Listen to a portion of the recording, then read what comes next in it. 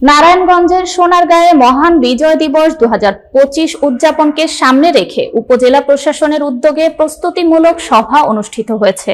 মঙ্গলবার সকালে উপজেলা পরিষদ সম্মেলন কক্ষে আয়োজিত এই সভায় সভাপতিত্ব করেন উপজেলা নির্বাহী কর্মকর্তা আসিফ আল জিনাত।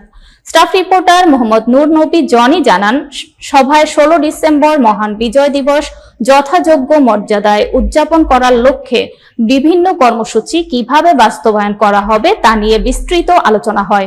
বক্তারা বলেন, জাতীয় দিবসের তাৎপর্য সবার মাঝে ছড়িয়ে দিতে নিরাপত্তা নিশ্চিত করা, শহীদদের প্রতি শ্রদ্ধা জানিয়ে পুষ্পস্তবক অর্পণ, সাংস্কৃতিক অনুষ্ঠান আয়োজন এবং সর্বস্তরের মানুষের অংশগ্রহণ নিশ্চিত করা অত্যন্ত জরুরি।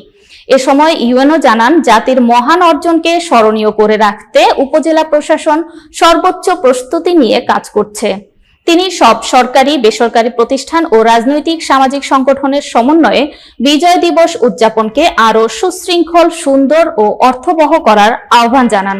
সভায় উপস্থিত ছিলেন উপজেলা সহকারী কমিশনার তৌফিকুর রহমান, সহকারী কমিশনার ফাইরুজ তাসনিম, সোনারগাঁ থানার ওসি রাশিদুল হাসান খান, সোনারগাঁ উপজেলা বিএনপির সভাপতি আজহারুল ইসলাম মান্নান, সাধারণ সম্পাদক মোশাররফ হোসেন, বাংলাদেশ জামায়াত ইসলামের কেন্দ্রীয় নেতা ডাক্তার ইকবাল, প্রশাসনিক কর্মকর্তা রাশিদুল হাসান সহ বিভিন্ন সরকারি কর্মকর্তা, শিক্ষক, মুক্তিযোদ্ধা, সাংবাদিক ও পেশাজীবী প্রতিনিধি।